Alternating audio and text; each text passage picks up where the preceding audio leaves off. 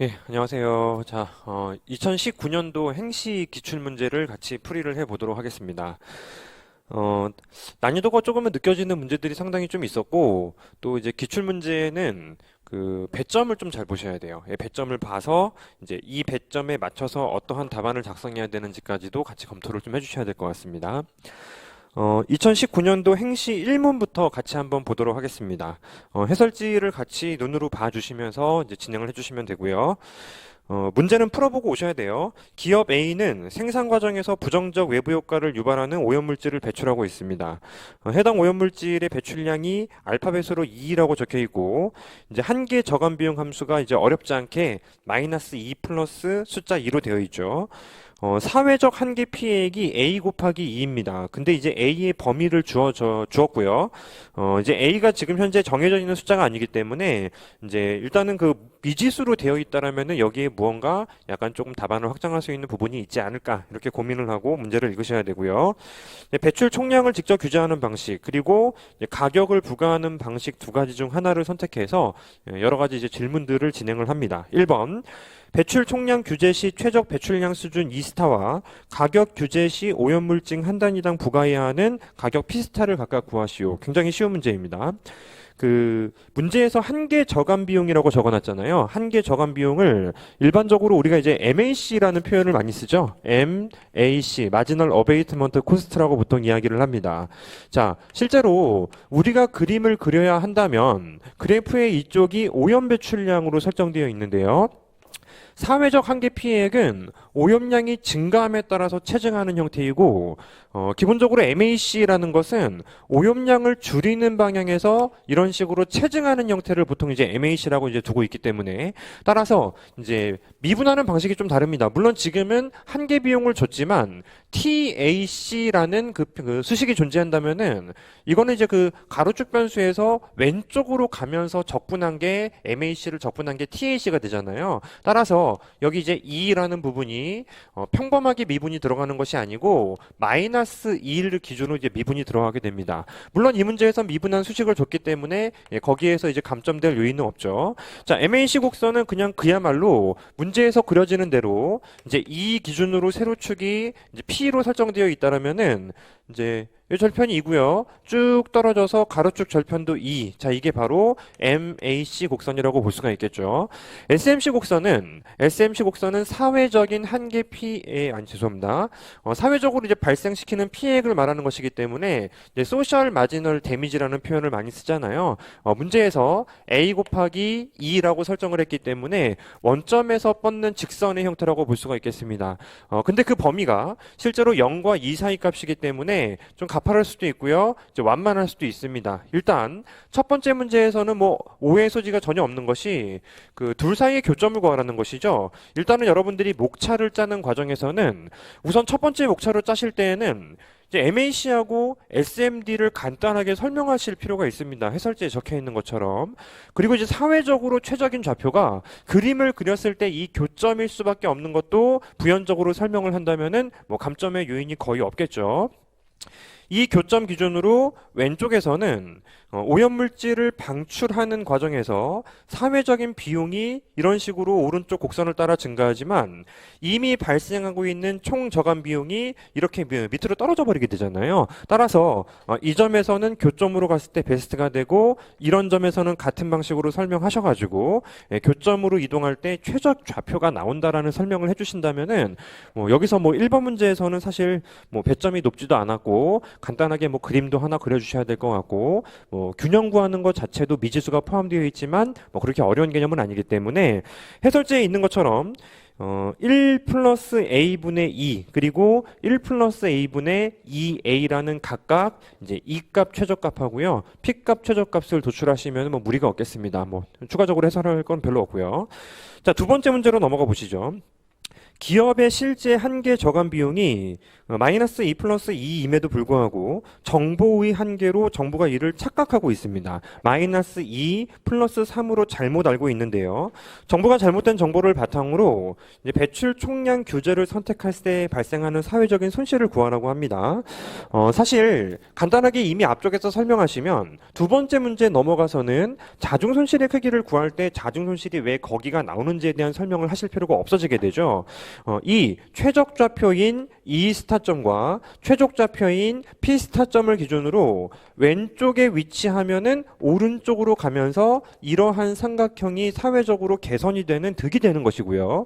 오른쪽에서 왼쪽으로 이동할 때는 이 둘 사이의 삼각형이 바로 사회적으로 발생하는 득이 된다면 현재 그 기업 입장에서 발생하는 MAC, SMD를 고려했을 때 교점을 떠나갔을 때에는 두 곡선이 이루는 이 면적이 바로 자중손실이 된다라고 판단을 하시면 간단하겠습니다. 그래서 일단은 뭐 기본적으로 앞쪽에서 그 교점을 벗어나면은 잘못된 어떤 그 자중손실의 기준이 면적으로 나타나겠구나. 그거를 일단 기본적으로 여러분들이 앞쪽에서 말씀하셨다면은 이 두 번째 문제는 이제 잘못된 그래프를 이제 기준으로 판단을 내리시면 돼요. 근데 문제는 배점이 상당히 큽니다. 20점 배점이에요. 20점 배점이기 때문에 실제로 내가 무언가 첫 번째 접근할 수 있는 아이디어는 연습장에 그림을 그리실 거 아닙니까? 일단은 기본적으로 SMD 곡선이 이런 식으로 존재하게 될 것인데 이제 2를 기준으로 쭉 따라 내려오는 그래프가 있을 것이고 3을 기준으로 쭉 따라 내려오는 그래프가 있을 겁니다. 오염 배출량 기준으로. 이미 앞쪽에서 도출을 한 것처럼 여기가 균형이란 말이에요. 여기가 최적이고 여기가 최적이라고 볼 수가 있는데 정부가 잘못된 정보를 가지고 있죠. 잘못된 이제 MAC 곡선을 정보로 가지고 있다라면은 정부는 아마도 이렇게 생각하겠죠. SMD 곡선은 가지고 있는데 잘못된 MAC 곡선과의 교점 자체가 아마도 사회적으로 최적이 아니겠느냐라고 이렇게 착각을 하게 된다는 것이죠. 이 교점에서 사회적으로 최적이 나온다라고 정부는 잘못 생각하고 있게 되는 것입니다. 따라서 일단은 그 세 번째 문제까지 먼저 읽어보고 두 번째 문제로 넘어오는 것이 맞잖아요. 다 읽어보고 넘어오잖아요. 세 번째 문제에서는 가격 규제, 두 번째 문제에서는 배출 총량 규제이고 배점은 그런데 세 번째 문제에선 10점이고 두 번째 문제에서는 20점밖에 되질 않는단 말이에요. 20점이나 된단 말이에요. 따라서 이런 부분을 고려해서 실제로 약간 가능성을 조금 넓게 보셔야 되는데 제일 중요한 포인트는 SMD가 A라는 미지수를 포함하고 곱하기 2로 설정되어 있다는 것입니다. 다양한 가능성을 머릿속에 담아두고 모든 문제에서 주어진 범위가 있잖아요. 그 범위별로 실제로 조금 다른 답이 나올지에 대해서 나누는 것이 아마 이제 20점 포인트라고 보시면 될 것 같아요.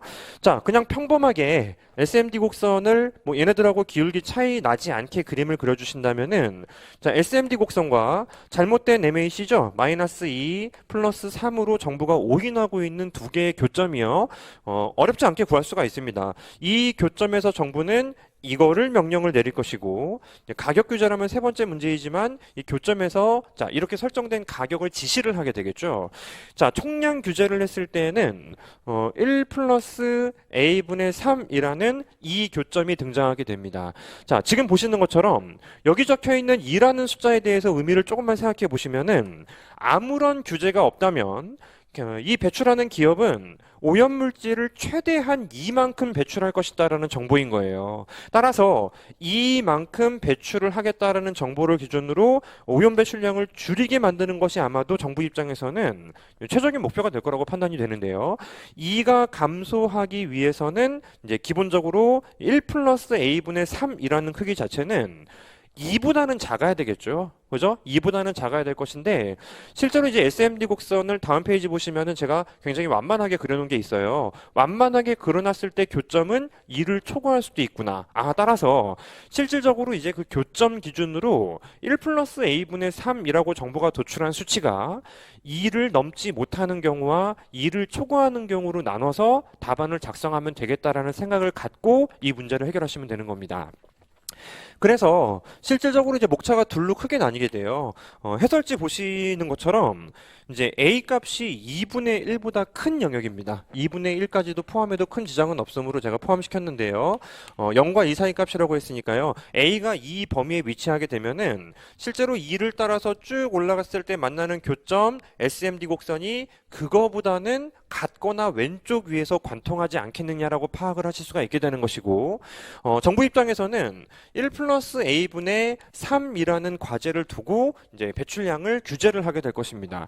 이 총량을 규제를 하게 되면 기업들은 이렇게 받아들일 거예요. 그냥 그대로 갈 수밖에 없죠. 예, 그대로 정하면서 실제로는 내가 이러한 균형점에서 이제 배출을 진행을 하게 될 거라고 볼 수가 있습니다. 자, 어떤 자중 소실을 파악하는 가장 중요한 좌표는 바로 설문일에서 도출한 교점이기 때문에 이 둘 사이에 발생하고 있는 이 면적 자체가 바로 자중 손실이 된다라는 것이죠. 자, 이 크기가 자중 손실이 되는 것이고요. 실제로 아마도 두 번째 문제만 봤을 때는 이 면적까지 복잡하게 계산을 해야 될 것이냐라고 순간적으로 생각을 할지 모르겠지만, 네 번째 문제를 보면 사회적으로 바람직한 게 이제 배출 총량을 규제하는 것이냐 아니면 사회적으로 바람직한 게 가격을 규제하는 것이냐라는 문제가 이제 네 번째 문제에 등장하기 때문에 미리 구해두는 게 좋겠지라는 판단도 사실은 할 수 있으면 좋습니다. 면적을 여기서 구하지 않더라도요, 네 번째 문제를 풀면서 거기서 구해도 큰 지장은 없을 것 같아요. 그림으로 보이면서 문제의 취지를 제대로만 집어주는 것도 상관이 없으니까요. 따라서 이 범위에서는 간단하게 1 플러스 A분의 3이라는 이제 배출 총량 규제를 정부가 가하게 되면은 본인이 방출하고 있는 2보다 이게 지금 현재 무조건 같거나 작을 것이기 때문에 이제 줄일 수밖에 없습니다. 배출량을 줄이면서 오염 배출량을 이제 그림상의 이 파란색 자중 손실이 나타나는 구간으로 보내면서 자중 손실의 크기가 실제로 발생을 하게 되겠죠. 자, 그런데 실제로는 많은 분들이 시험장에서 놓치신 부분이기도 하다고 합니다. 여기는 그래프를 그려볼게요. A의 범위는 사실 이제 0보다 크고 2보다 작다라는 범위를 줬는데 2분의 1보다 실제로 작은 범위에서는 약간 조금 신기한 결과가 나타날 수도 있다라는 겁니다. 실제로 그래프를 다시 한번 그려볼게요. 뭐 두 개 그릴 필요는 분명히 있는 것 같고요. 그래서 배점이 20점 같기도 하고 2를 기준으로 우하향하는 직선이 있고 그리고 이제 3을 기준으로 우하향하는 직선이 있습니다. 절편도 각각 2하고 3이라고 볼 수가 있을 것인데 여기 2를 기준으로 쭉 따라 올라가면은 왼쪽에서 만나는 좌표는 뭐 간단하게 계산이 되죠. 1이란 말이에요. 만약에 A 값이 높지 않고 작기 때문에 기울기 2분의 1 미만으로 떨어져 버리게 되면은 SMD 곡선이 상당히 완만해서 정부가 이제 잘못된 MAC 곡선을 기준으로 여기가 최적이구나라고 착각을 진행할 수도 있다라는 겁니다. 물론 그 A 값의 범위가 정해져 있는 것은 아니기 때문에 A 값과 상관없이 실질적으로 도출되는 좌표는 계산상으로는 똑같죠.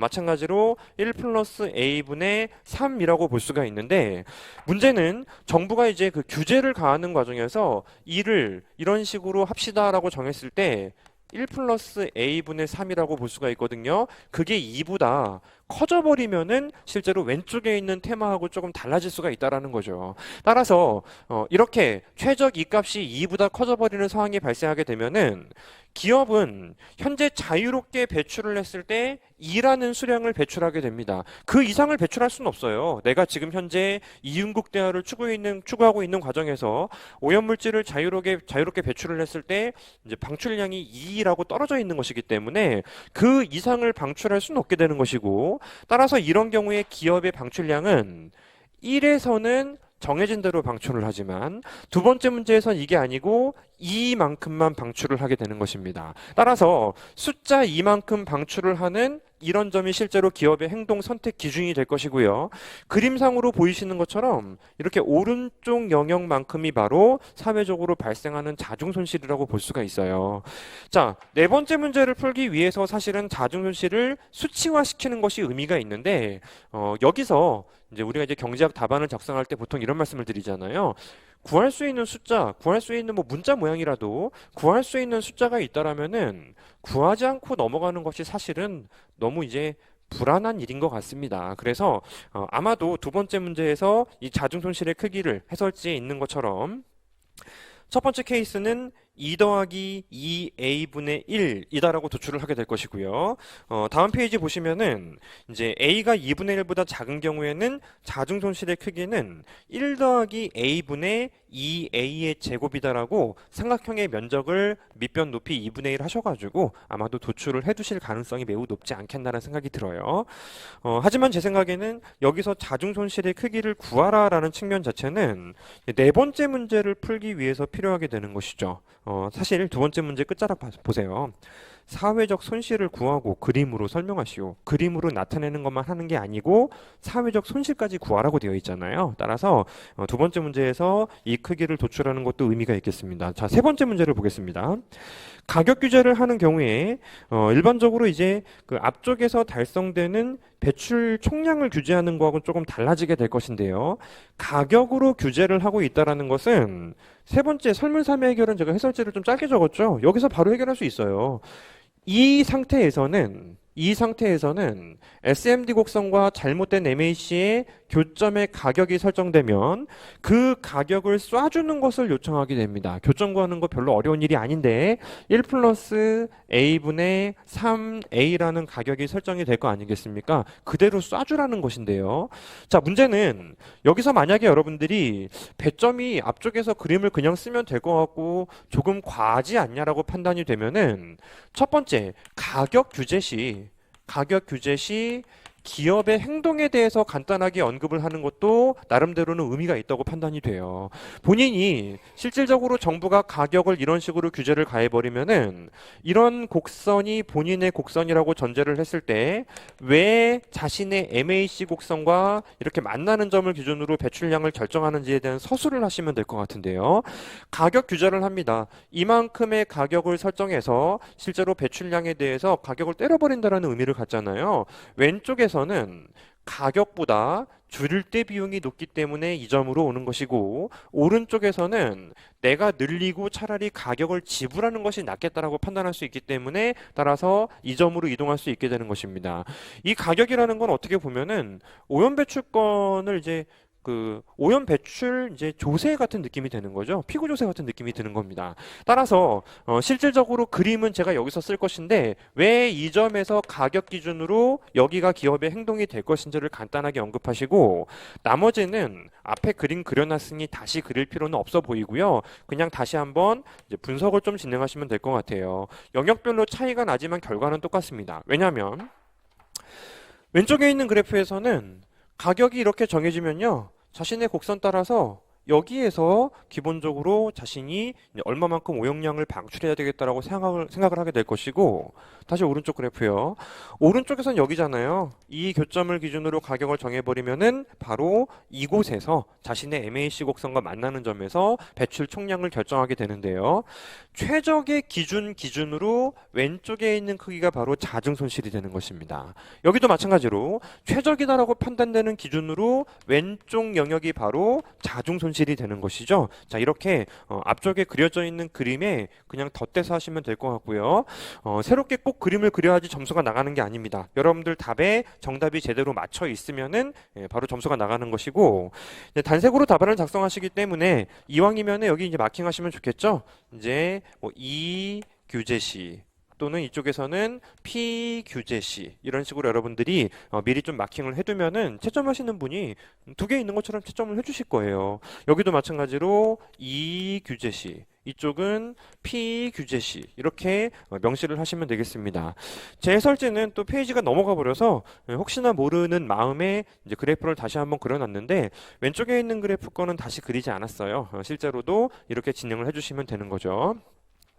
자, 세 번째 문제까지 해결이 됐고요. 네 번째 문제를 같이 보시면 정부가 이와 같은 잘못된 정보를 가지고 있다면 배출 총량 규제와 가격 규제 중에 어느 것이 사회적으로 바람직한지 비교 평가하시오. 배점이 살짝 더 높아졌죠? 12점으로 높아졌는데요.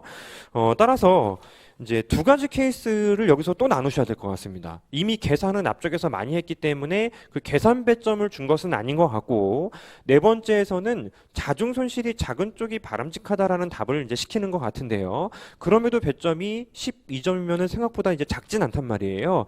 예, 그렇더라도 여러분들은 일단은 기본적으로 배점이 좀 많구나, 적지 않구나 따라서 네 번째 문제도 목차를 크게 나누자. 이 영역과 이 영역으로 나눠서 정리를 진행해 주시면 되는 겁니다. 자, 그런데 여기는 뭐 딱히 제가 여러분들하고 같이 이제 계산을 하고 그럴 필요는 별로 없어 보이는데요.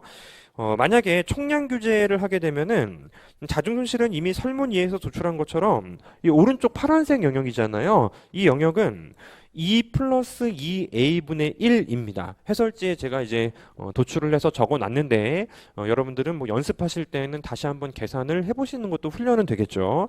가격 규제 시 자중손실은 2 플러스 2a분의 a제곱이에요. 그래서 네 번째 문제로 넘어와서도 여러분들은 마찬가지로 범위를 나누셔야 되지 않겠나라는 생각이 듭니다. 따라서 첫 번째 문제처럼 이렇게 a의 범위가 2분의 1보다 크거나 같고, 그리고 이제 2보다 작은 그런 그 좀 큰 영역에서는 2분의 2a 플러스 1하고요. 2 플러스 2a분의 a의 제곱, 2 플러스 2a분의 1하고 2 플러스 2a분의 a의 제곱을 비교하시면 되는데요. 2분의 1과 1 사이의 영역이잖아요. 2분의 1과 2 사이의 영역에서 2분의 1하고 a하고 1 사이의 영역에서는 보시는 것처럼 이쪽이 더 작을 것 같습니다. 왜냐하면 1보다 작으면은 이제 분수의 제곱 해봐야 1을 넘지 못하기 때문에 이쪽이 더 작음으로 이런 가격 규제를 선택하는 것이 낫다. 가격 규제가 더 낫다라고 하시면 되겠고요. 그리고 a의 범위가 1보다 크고 그리고 2보다 작은 영역에서는 보시는 것처럼 이제 이번엔 이쪽이 더 커져 버리게 되죠. 그때는 이제 총량을 규제하는 것이 베스트이다라고 하시면 되고요. 물론 2분의 1, 자 a가 1이라고 한다면 같잖아요. 그럴 때는 랜덤, 무차별하다, 둘 다 똑같다라고 보시면 되는데, 여기 제가 이제 설명을 조금은 더 가미를 했는데 이건 채점 요소는 아닐 것 같습니다. 같을 때에는, 양쪽이 같을 때에는 이왕이면은 오염 배출량이 적은 쪽을 선택하는 것이 조금은 낫다라는 직관적인 아이디어는 필요하지만 경제학에서 그런 부분을 요청하진 않을 것 같아요. 그래서 일단은 구간으로 나눠서 정리하는 것을 베스트로 생각하시면 되고요. 자, 두 번째, 마찬가지로 그 범위가 또 달라질 수가 있다는 거잖아요. a하고 뭐 2분의 1 사이라고 한다면 이번에도 이미 앞쪽에서 면적으로 나타냈던 거 있죠? 예, 둘을 뭐 뺀다든지 직접 비교를 한다든지 나눈다든지 여러 방식을 써서 저는 뺐어요. 총량 규제 시 자중손실이 있었고 가격 규제 시 자중손실이 있었는데 빼놓고 나서 보니 무조건 양수가 나오더라는 거죠. A는 음수가 될 수는 없기 때문에 양수가 나온다는 것은 이제 가격 규제 시에 이렇게 작은 영역으로 빨간색일 때 자중손실이 더 작기 때문에 이쪽이 더 우월하다라는 설명을 할 수 있는 뭐 그런 상태가 되는 것 같습니다. 자, 첫 번째 문제에서 여러분들이 사실 특히 제일 초반부에 이제 잘 잡아주셔야 되는 건 사실 이문이에요. 설문 2에서 배점이 크구나, 배점이 크니 이런 케이스 하나만 아무리 길게 적어도 아마도 배점을 다 따낼 수는 없을 것이다. 요거를 기준으로 여러분들이 약간 좀 문제를 바라보는 시각을 좀 잡아주시면 좋을 것 같습니다.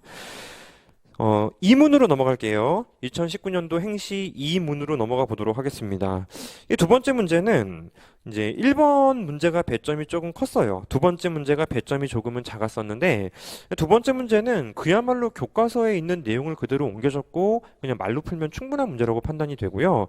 이제 첫 번째 문제에서는 조금은 수식적인 구조에 대해서 고민을 하고 거기에 맞춰서 문제에 주어진 수치들을 잘 대입하고 그 다음에 계산하는 측면이 아마도 기본적으로 배점에 들어가게 될 것이고, 근데 그럼에도 불구하고 배점이 상당히 크기 때문에 재정 운영에 대한 시사점을 최대한도로 여러 가지를 적시하고 많은 아이디어를 쏟아붓는 것이 아마 점수를 다 따내기 위한 기준이 될 거라고 판단이 돼요. 첫 번째, T기 말의 재정부채가 100이라고 설정되어 있고요. T 플러스 1이 아니고 T 플러스 2기 말에 이 정부 부채를 완전히 상환한다고 했습니다. 정부 부채를 완전히 상환한다는 것은 이제 T 플러스 2기의 B, T 플러스 2를 0으로 설정한다는 것이죠. 필요한 세금, 2기의 세금을 구하고 이제 2로부터 재정 운영에 대한 시사점을 설명하시오. 문제를 읽으시면서 문장이 끊겨 있으면 그게 바로 목차 기준이라고 생각하시면 되죠. 1번은 이제 T 플러스 2 이거 도출하라는 것입니다. 국가 채무의 크기를 이제 T 플러스 1과 T 플러스 2로 나눠서 여러분들이 이제 수식을 짜는 것이 아마 이 문제풀이의 출발점이 된다고 판단이 되는데요. 이것도 충분히 여러분들이 실제로 뭐 연습을 하고 들어가셨어야 되는 문제라고 생각이 됩니다. 다음 기 1기가 아니고 이제 T 플러스 2, 1기요. T 플러스 1기를 기준으로 이제 재정 부채가 이제 부채가 얼마만큼 쌓이는지에 대한 수식을 설정할 수 있어야 될 것 같아요. 자, B T 플러스 1 있죠. B T 플러스 1은 T 플러스 1기 뭐 말 기준으로 부채의 크기라고 판단을 하시면 될 것 같은데요. 이게 얼마의 크기가 될 것인지를 수식으로 짜는 것이 첫 번째 문제의 일정 점수를 따내기 위한 제일 중요한 포인트죠. 아마도 이제 요거 짜내는 것이 제일 중요하다고 판단이 되는데요. 전기의 부채가 있을 겁니다. 전기의 부채가 있는데 부채는 T 플러스 1기의 실질 이자율을 고려한 만큼 1 플러스 R을 곱한 만큼 다음 기에 전달이 되는 것이죠. 빚을 지고 있다라면은 내가 100만큼 빚을 지고 있는데 이자율이 10%라면은 다음번 빚은 110이 되는 거예요. 하나도 갚지 않았다라는 가정하에서. 근데 이제 정부 차원에서는 이제 T 플러스 1기에 정부가 이제 소비를 하게 됩니다. 정부가 소비를 하는 것들은 다음 기에는 이제 빚이 되는 것이지만 조세도 걷죠. T 플러스 1만큼 또 조세를 거두면 그건 빚에서 빠져버리게 되는 거잖아요. 따라서 일단은 그 이 오른쪽에 G-T를 해당 시점의 본원적 재정 적자 구조라고 보고 있는데요. 자, 다음 기와 이번 기 사이에 총 부채 사이의 관계식을 꺼내는 것. 연습을 해보고 들어가지 않으셨다 하더라도 여러분들은 꺼낼 수 있어야 될 것 같습니다. 이게 먼저고요. 두 번째는 BT 플러스 2 역시 마찬가지로 똑같을 거 아닙니까? 이자율이 바뀌지 않는 이상은 BT 플러스 1 플러스 G T 플러스 2 마이너스 T T 플러스 2라는 형태로 수식 구조가 짜여져 있겠죠. 그죠? 자, 문제에서 수식을 이렇게 짜기만 하면은 주어진 정보를 죄다 대입하기만 하면 답을 도출할 수가 있을 것 같아요. 이자율은 0.1, BT는 처음에 정부 부채 100이죠. 이제 집어넣으시면 될 것 같고, 정부 부채를 완전히 상환하는 것이 목표이기 때문에, 자, 이거는 0입니다. 이거는 100이라고 볼 수가 있고, 이거는 이제 1.1이라는 숫자가 될 것이죠. 요거 다음 기. 이거가 얼마냐고 물어보는 거예요. 이게 얼마냐고 물어보는 것인데요. 정부 지출 GT 플러스에 있는 100이다. 이것도 100이라고 문제에서 정보를 줬고요. 이제 남아있는 거 가지고 전개를 하셔야 되는데, 이제 단서가 달려 있습니다. T 플러스 1기의 재정 수지는 균형이다. T 플러스 1기의 재정 수지가 균형이다. T 플러스 1기의 재정 수지가 균형이라는 것은 부채가 변하지 않았다는 것을 의미합니다. 나가는 것과 들어오는 것이 완전히 이제 일치한다는 것을 의미하기 때문에 다음 기에는 일단 기본적으로 나가고 들어온 돈의 관계식이 정확히 플러스 마이너스 0으로 떨어졌다라는 것을 의미하게 되죠. 따라서 일반적으로 이제 재정 수지가 일정 기간에 불변이다라는 것은 이런 걸 의미하게 되죠. 내가 T 플러스 1 기준으로 돈을 썼는데 이거는 돈을 걷었거든요. 돈을 걷어서 메꿨는데 기본적으로 여기에 그 부채를 보유하고 있기 때문에 이자를 이제 지불하는 측면이 있잖아요. 이자를 지불하는 측면은 내가 이제 쓰는 겁니다. 쓰는 거기 때문에 돈을 거둔 걸로 이번 기에 쓴 것과 전 기에 빚진 것에 대해서 이자를 지불한 것까지도 완전히 일치한다. 이걸 보고 우리가 재정 수지가 0이다라는 표현을 쓰게 되는 거죠. 여기서 이제 재정 수지라는 표현을 여러분들이 처음 들어보셨다 하더라도 이제 근본적으로는 여기저기에서 무슨 수지라는 표현을 많이 듣잖아요. 국제 수지가 뭐 균형이다라면은 뭐 자본 수지와 경상 수지의 합이 0이다. 뭐 이런 걸 힌트로 간단하게 수식을 짜낼 수 있어야 될 것 같습니다. 문제에 혼란의 여지가 조금은 있어요. 왜냐하면 우리가 그냥 재정 적자라는 개념만 배운 게 아니고 이제 본원적 재정 수지라는 개념도 있긴 있어요. 본원적 재정 수지라는 개념이 있는데 이거는 걷어들인 거하고 쓴 거하고만 따졌을 때 일치한다라는 수식을 의미하게 되는데요. 이 문제에서는 요거를 쓰셔야 될 것 같습니다. 왜냐하면 기본적으로 이제 어떤 일정 기간 동안에 나가고 들어오는 전체 흐름의 빚까지 고려를 하는 것이 재정 수지라고 보통 이야기를 하고 있기 때문에 따라서 위에 걸 쓰셔야 되겠는데요. 이 밑에 거를 쓰셨다라고 말씀하시는 분들도 있더라고요. 제 생각에는 밑에 걸 쓰면은 오답입니다. 오답이기 때문에 이제 점수가 조금 떨어질 것 같아요. 떨어질 것 같은데 이 문제는 실제로 그 다음 기의 조세 크기를 구하는 것에 배점을 할애를 했지만 이 과정 자체에도 분명히 점수가 들어가야 되기 때문에 이 방식을 써서 내가 이거를 조금 다른 데 수치를 꺼냈다고 해서 20점에서 막 10점이 깎이는 문제는 아니에요. 그래서 여기서 뭐 실수가 나온다고 해서 이제 당락을 결정할 정도의 실수는 아닙니다. 정책적 시사점은 또 달라지지 않거든요. 그래서 일단은 뭐 기본적으로 얘가 맞다고 판단이 되는데 본원적 재정 적자식으로 나는 뭐 본원적 재정 수지로 이제 해석을 했다라고 판단하셔가지고 요거를 전개하신다 하더라도 아주 큰 감점이 생길 것 같지는 않습니다. 그래서 주어져 있는 수식 얘하고 얘를 기준으로 이렇게 대입하시면 이제 RBT 들어가잖아요. 지울 거 다 지워져 버리시고 남아있는 수치에서 얘만 댕그러니 남길 것이기 때문에 이제 제대로 도출하시면 210이라는 숫자가 도출이 될 겁니다. 뭐 계산은 여러분들이 해보시면 될 것 같고요. 만약에 내가 이제 본원적 재정 적자라고 이제 판단을 했다라면은 이제 221이라는 숫자가 도출이 되긴 할 것 같습니다. 뭐 큰 감점은 아닐 것이고 이제 문제에서 오해 소지가 있다고 판단되면은 뭐 그 역시 점수를 다 줄 수도 있을 거라고 판단이 되고요. 본원적이라는 그 미사역구가 필요하지 않냐. 따라서 이거는 이제 잘못된 판단이다라고 해도 아주 큰 감점이 발생할 거라고 판단되진 않습니다. 이 문제는 20점 배점에서 재정 운영에 대한 시사점을 설명하라는 것인데 재정학을 공부하신 분들은 사실 좀 알아요. 재정학 공부하시는 분들은 우리나라의 그 국채 비율이 한 7, 8년 전에 한 37%, 38% 정도가 됐었어요. GDP 비율. 근데 이제 전문가들은 우리나라가 그래도 안정세라서 그 이상 올라가진 않을 것이다라고 믿고 있었단 말이에요. 향후 몇 년 동안 뭐 그 이상 초과하진 않을 것이다라고 했었는데 그럼에도 불구하고 실제로는 전문가들이 이야기를 나온 그 이후에 뭐 2년 사이에 바로 40%를 뛰어넘어 버리게 됩니다. 그리고 지금 역시 재정 적자의 규모가 상당히 높아지면서 지금 지나치게 많은 돈을 쓰고 있다라는 뭐 이런 상황이 계속 목격이 되고 있다는 거죠.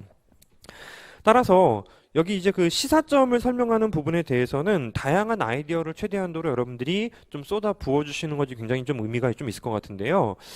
그 재정학 공부하시는 분들은 그래도 이제 배웠던 내용들을 조금 많이 담을 수가 있는데 이게 일단은 경제학 문제잖아요. 일반 행정 직렬 또 재경 직렬이 아니신 분들은 재정학 안 배우신 분들은 이제 써봐야 이제 재정학에서 배운 내용이 담기는 것은 아니고 뭐그 정도를 사실 떠올릴 수 있으면 베스트이지만 이제 일반적인 견해 RET 이 정도로 나누는 것만으로도 충분히 이제 인정받을 수 있을 것 같습니다.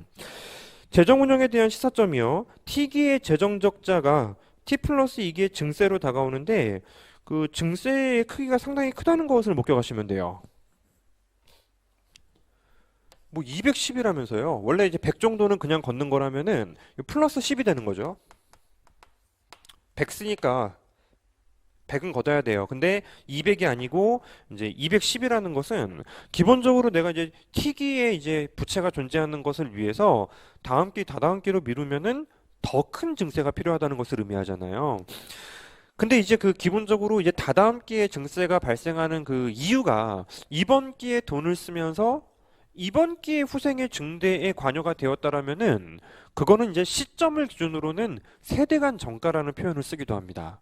근데 이번 기회에 내가 돈을 쓴 이유는 다다음 기회 후생의 증대를 위해서 뭐 2년짜리 사업을 추진한 것이다라고 판단이 되면은 이제 물론 이제 세대를 어떻게 나누는지 정의에 따라서 달라질 수 있잖아요. 근데 일단은 아니 자신들이 혜택을 누리고 그 다다음 기에 조세가 증세가 다 나타나는 것이기 때문에 이거는 뭐 전가가 발생한 것이 아니다라고 판단할 수 있는 거죠.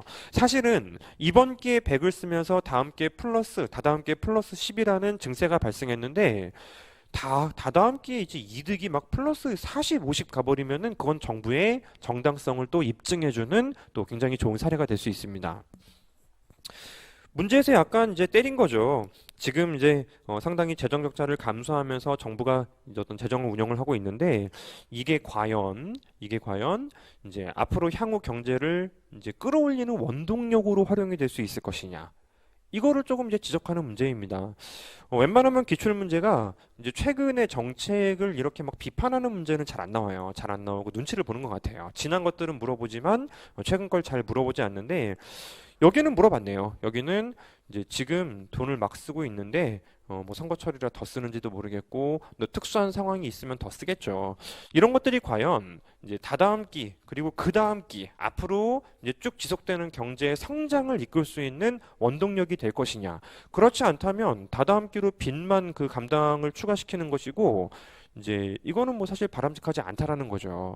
그리고 이때 증세가 불가능할 수도 있습니다. 경제가 침체가 된다라면은 T 플러스 2가 아니고 막 T 플러스 4, 5, 6으로 갈 수도 있단 말이에요. 그러면 빚 자체는 계속 증가하게 될 것이기 때문에 정부가 빚을 질 때에는 확실한 목적과 의식을 가지고 좀 확실하지 않다라면은 좀 자제하는 것이 어떻겠느냐라는 걸 지적하라는 것이 바로 이제 정책적 시사점이라고 재정 운영의 이제 시사점이라고 좀 체크를 하시면 될 것 같습니다. 이번 기회에 감세 정책을 펼쳤어요. 그래서 정책을 펼쳤는데 사람들이 리카도 대등정리처럼 행동합니다. 가정이 너무 까다롭지만 리카도 대등정리의 가정처럼 행동을 취한다면은 가외적인 저축으로 대처를 하죠. 그죠? 이후에 증세를 대비해서 내가 그만큼을 빼돌리잖아요. 정부 정책의 효과를 또 떨어뜨리게 됩니다. 결국 정부가 빚을 진다라는 것은 빚을 졌을 때 뭐 다음 기, 다다음 기에 무언가 플러스를 노리고 진행하는 것인데 그게 제대로 되지 않는다라면은 정부가 좀 다시 한번 재정 운영을 심각하게 좀 조정할 필요가 있다라는 이야기를 진행할 수가 있는 거라는 거죠. 그죠? 그거 맞춰서 답안 작성하시면 됩니다. 자, 두 번째 문제는 이제 교과서에서 굉장히 많이 빈번하게 볼 수 있는 본원적인 재정 적자식, 국채 비율 이런 걸 정리하는 문제입니다. 뭐 문제 많이 풀어보신 분들은 이게 그거 물어보는 거 아니야라고 바로 확인할 수 있을 것 같은데요. GDP 대비 정부 부채 비율, 경제 성장률의 관계를 설명하는 이 수식을 꺼내고 정리하는 것 자체가 일단 기본적으로 문제의 컨셉이 됩니다. 간혹 귀찮으니까 마지막 결과만 암기하시는 분들도 계신데요. 이렇게 문제에 그 재정 적자식이 기본적으로 문제의 중심에 놓여 있을 때에는 모든 테마가 그렇듯이 반드시 도출하는 과정까지도 답안에 이제 담아 주셔야지만 그 점수를 따낼 수가 있게 되겠죠. 뭐 연습하는 셈이 되는데요. 일단 지금 제가 T 플러스 1을 기준으로 설정했는데 통상적으로 이렇게도 하죠. 어떤 그 일정 시점하고 이제 마이너스 시점이죠. B가 있으면은 B 마이너스 1 뭐 이런 식으로 교재처럼 똑같이 작성하셔도 문제는 없을 것 같습니다. GDP 대비 정부 부채 비율을 말하는 거잖아요. GDP 대비 정부 부채 비율을 말하는 것인데 이미 우리가 이제 앞쪽에서 수식으로 이제 연습했던 여기로부터 이제 출발을 하시게 됩니다. 즉, 이 수식이 여러분들이 깡으로 나오는 게 아니잖아요. 도출 과정에서 이미 보셨던 수식이거든요. 마찬가지로 갑시다. T 플러스 1로 할게요. 요거 1 플러스 R 기준으로 BT 그리고 이번 기회에 발생하게 되는 본원적인 재정 적자 이렇게 수식을 짤 수가 있게 되는 것인데 문제에서 GDP 대비라고 했기 때문에 양변을 Y로 나눕니다. 양변을 Y, T로 나누셔야 되겠는데 Y, T로 나눠줘야죠. 여기도 YT로 나눕니다. 문제는 여기에요. T 플러스 1의 적자를 전기의 GDP로 나누는 것이 문제의 취지가 아니잖아요. 그죠? 따라서 이 전기는 T 플러스 1로 나눠서 정리를 할 필요가 생겨버리게 되는 것이고, 그렇기 때문에 이 수식 자체의 전개를 하는 과정에서는 이제 그 경제 성장률이라는 개념이 등장할 가능성이 생겨버리게 되는 거죠. 경제 성장률이 등장할 가능성이 생깁니다.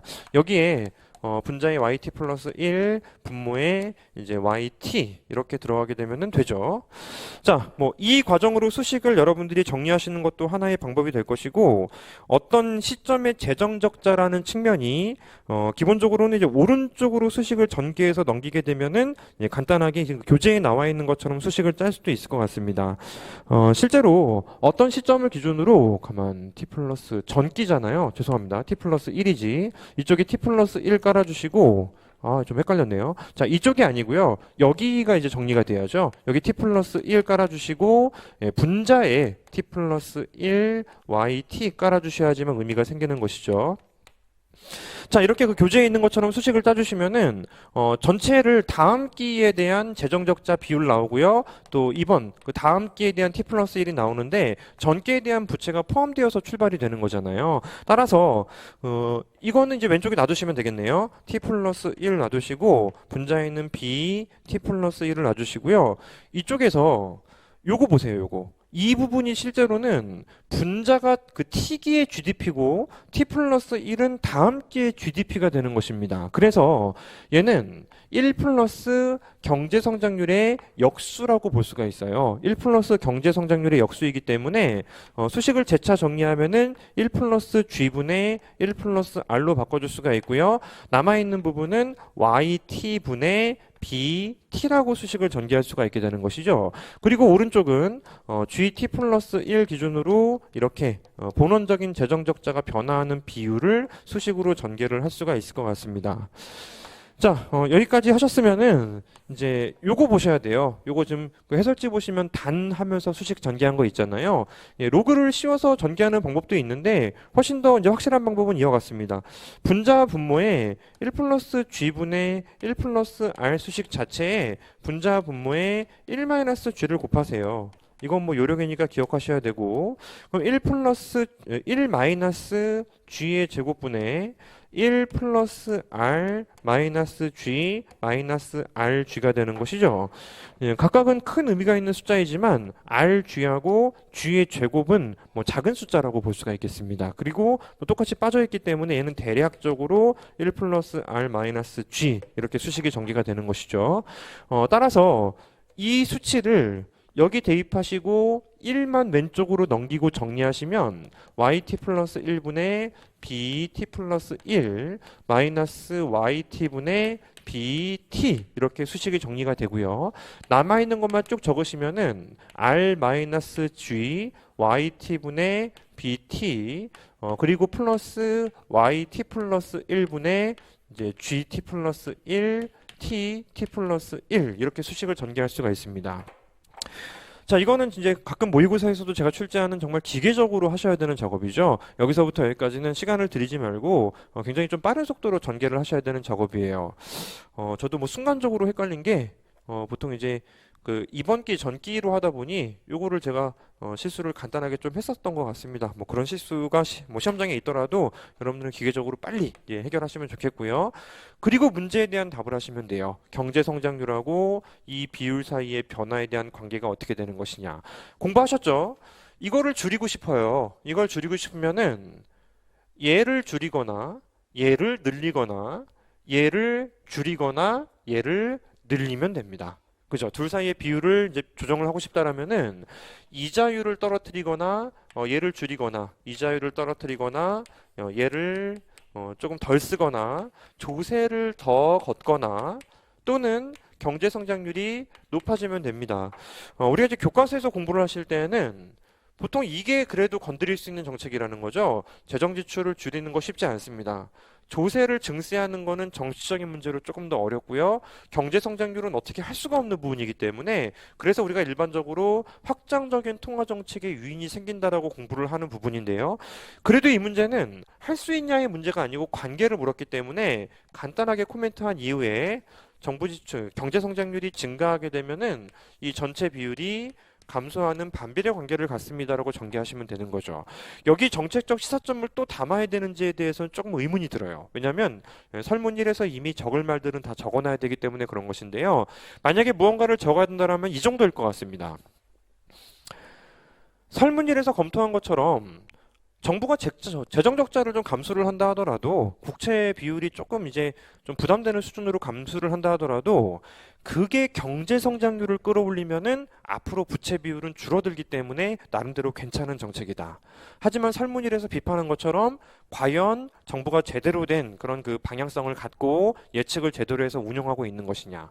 아니다. 라는 측면으로 실제로 약간 또 비판을 할 수는 있지만 적어도 이제 첫 번째 문제에선 비판 시사점을 물어봤지만 두 번째 문제는 아주 그 정도는 아니기 때문에 관계식까지만 답하셔도 어느 정도는 뭐 점수를 더 잃진 않을 것 같습니다.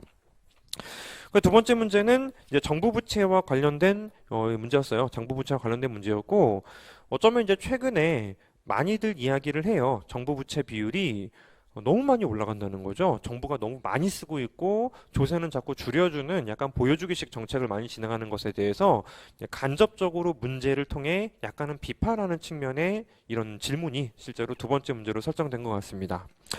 자, 세 번째 문제 같이 보시죠. 세 번째 문제는 좀 난이도가 높진 않아요. 국제경제학 테마이긴 한데 실제로 이제 미시경제학 기초만 갖고도 충분히 풀어낼 수가 있는 문제이고요. 국경을 하신 분들은 문제에서 요청하는 그래프 모양까지도 확실하게 짜내실 수가 있겠죠. 현재 지금 그 면적을 구한다든지 아니면 교점을 구하는 측면에 있어서는 아주 간단하도록 수식이 설정되어 있습니다. 두 개의 국가가 있는데 MPL이 지금 현재 완전히 일치해요. 50-L로 일치하고 양쪽 국가 사이에서 생산물의 가격이 1이기 때문에 그냥 한 개 생산물 가치가 뭐 실질임금, 명목임금 구별할 필요가 없다라는 측면도 간단하게 좀 정리를 해주셨고 A국의 노동량이 20, B국의 노동량이 40으로 설정되어 있다라면은 요거 제가 이제 누누이 말씀드리는 거잖아요. 이렇게 총값이 정해져 있으면은 디귿자 그래프를 그리고 세로축이 같은 문제라면 역시 마찬가지로 이제 디귿자 그래프, 페이스 투 페이스 그래프를 통해서 해결이 가능하다라는 말씀을 많이 드립니다. 그리고 이왕이면은 계산도 조금만 요청할 수 있다라는 판단이 들면은 이왕이면은 그래프를 그릴 때 비율도 조금 많이 신경을 써달라고 말씀을 드립니다. 20명에 40명이기 때문에 총 60명이잖아요. 그러면 절편을 50으로 설정하신 다음에 처음부터 좀 비율을 여러분들은 자가 있으니까 자를 대시고 일정하게 똑같이 맞춰주시면서 출발하는 게 좋겠죠. 50이고 그 다음에 가로축 절편도 50이니까요. 이렇게 연결한 직선이 바로 A국의 MPL이 될 것이고 마찬가지로 여기를 기준으로 쭉 50이라는 똑같은 좌표로부터 출발하는 게 바로 이제 B국일 거라고 판단이 되잖아요. B국이라고 판단이 되고 이미 교점은 구해져 있는 거나 다름이 없습니다. 여기는 여기 원점 기준으로 30이라는 좌표에 이제 20이라는 수치가 나오게 될 것이고요. 그리고 현재 그 노동의 자유로운 이동이 발생하면서 어떠한 후생 변화가 나타나는지 이런 부분을 질문을 하고 있기 때문에 일단은 출발점을 잡아주는 것도 뭐 바로 하실 수 있는 작업입니다. 이번엔 또 여기 맞춰주면 되겠죠? 20에 30이라는 임금이 설정되어 있을 것이고 이쪽은 40명 기준으로 10이라는 임금이 설정되어 있을 것이다. 이렇게 출발점을 잡아주시면 될 것 같습니다. 노동이동이 불가능할 때와 비교하여 A국과 B국의 GDP와 요소소득이 어떻게 변화하는지를 분석하라는 것이죠. 노동이동이 불가능한 케이스로부터 출발을 하게 됩니다. 그러면 초기의 균형은 두 점이에요. 여기 A국이 여기서 균형을 이루고 있을 것이고 B국은 여기에서 균형을 이루고 있을 것입니다. 이거 많이 보셨죠? 양쪽 노동이동이 자유로워지면은 양쪽의 노동자들이 임금이 같아지는 수준까지 이동하게 될 것이다. 자, 이건 많이 보셨을 것이고 따라서 노동의 이동이 자유롭게 되면은 여기로 간다. 이 원으로 가서 양국이 같은 20하에서 균형을 달성할 수 있지 않겠냐라고 판단하시면 되는 겁니다. A국과 B국의 GDP, 요소 소득을 묻고 있는데요. 제가 이제 해설이기 때문에 조금 더 자세히 적었습니다. 토탈에서 어떠한 토탈로 바뀌는지를 적었는데 어떻게 변화하는지를 분석하는 것이기 때문에 사실은 델타 값만 면적으로 나타내도 이제 답안의 점수를 따내는 데는 문제가 없겠죠. 칠판을 같이 보도록 하시죠. GDP라는 것은 노동의 이동이 자유롭지 않을 때 우리가 이제 GDP라는 개념이 있고 GNP라는 개념이 있어요. GD는 도메스틱 영토를 기준으로 파악하는 것이고 GN은 국적을 기준으로 판단을 하게 됩니다. 문제에서 물어본 건 GDP잖아요. 그 이제 영역, 영토에서 발생하는 델타 값을 물어보는 것이고요. 여기 노동의 이동이 자유롭지 않을 때는 이만큼 한계 생산물 가치 곡선 아래가 바로 GDP가 되는 것입니다. 근데 만약에 이쪽 B국의 노동자들이 A국으로 10명이 넘어왔다면은 이제는 이 크기가 바로 GDP가 되는 것이죠. 여기 이 영역이 바로 A국의 GDP 증가분이 될 것입니다. B국 입장에서는 원래는 자신의 그래프 아래쪽에 있는 면적이 바로 총 GDP였는데 노동자들이 A국으로 넘어가 버리는 바람에 이제는 이만큼만 누리게 되잖아요. 따라서 이 사다리꼴이 바로 감소한 GDP의 크기가 될 것입니다. 면적은 제가 미리 구해놨고 계산 검토를 좀 해봤는데 다시 한번 계산해 보시고 혹시라도 숫자가 좀 다른 게 있다라면은 뭐 아마 여러분들이 맞을 거예요. 제가 이제 한 3번 정도 검토를 했는데요. 근데 중요한 거는 이제 그림을 그려봤을 때 A국은 이만큼이 빠지고 B국은 아니 들어가죠. A국은 이만큼이 추가되고 B국은 이만큼이 빠진다라는 것입니다. 이것만 기억하시면 될 것 같아요.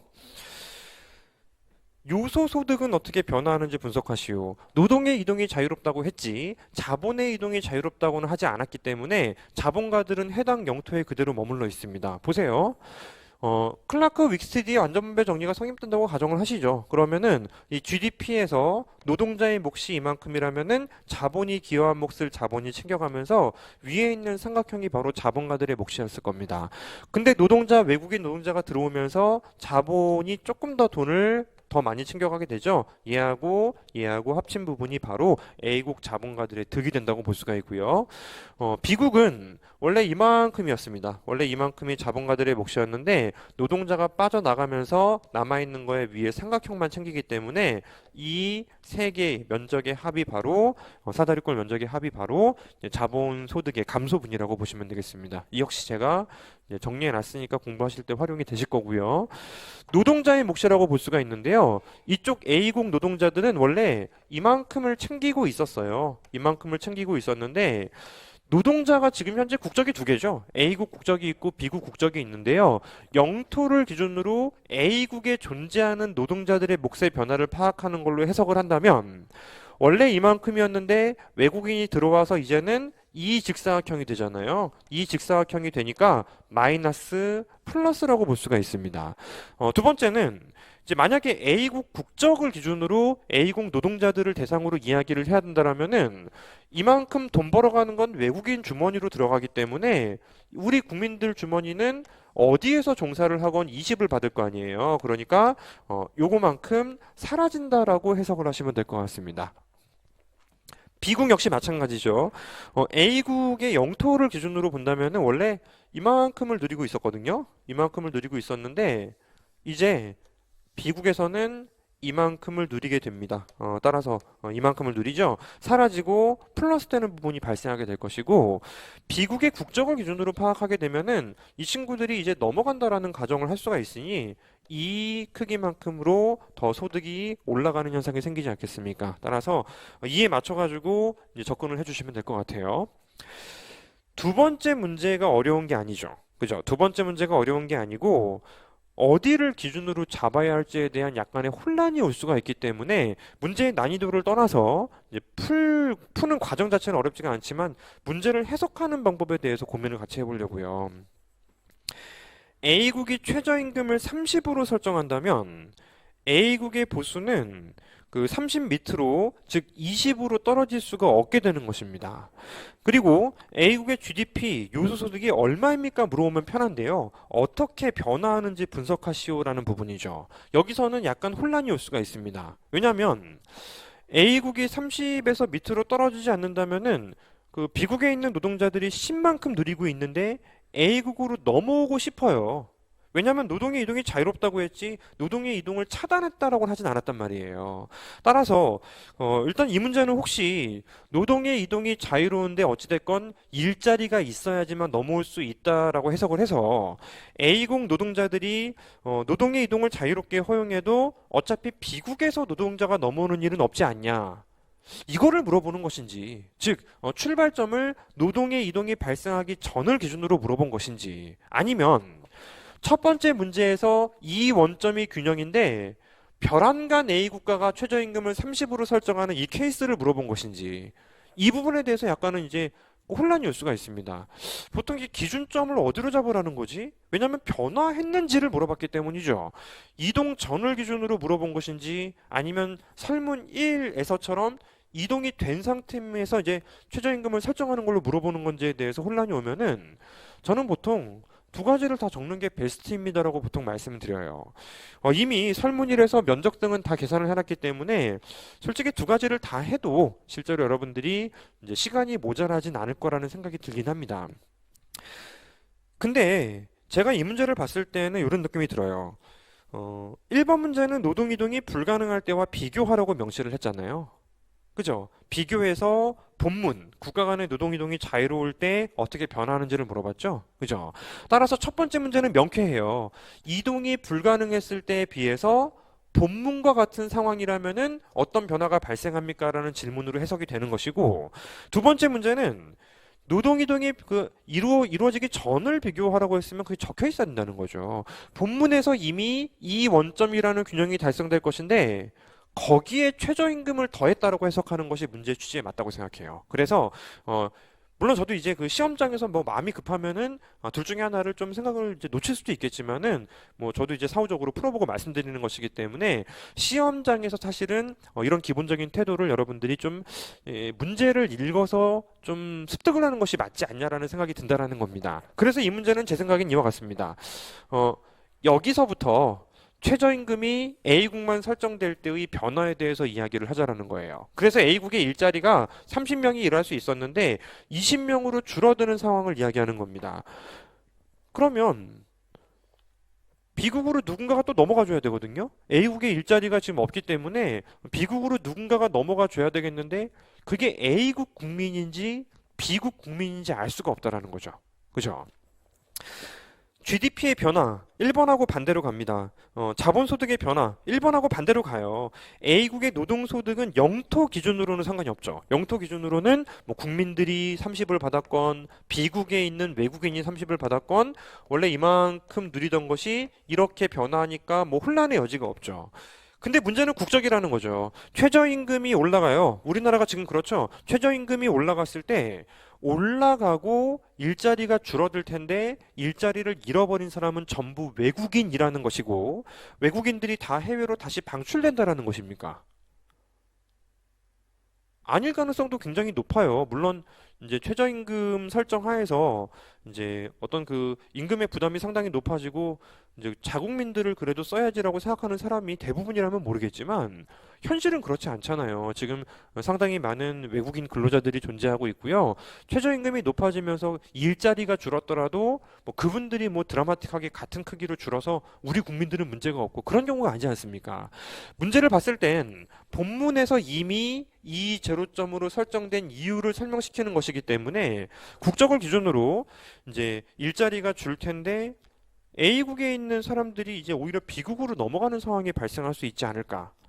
여기까지 또 염두에 두셔야 되지 않겠냐는 생각이 드는 겁니다. 그래서 국적을 기준으로는 30, 최저임금 30으로 일자리가 20으로 줄어들 텐데 종사자가 모두 A국이라면은 그 설문일 해결한 거하고 반대 방향으로 가시면 되는데요.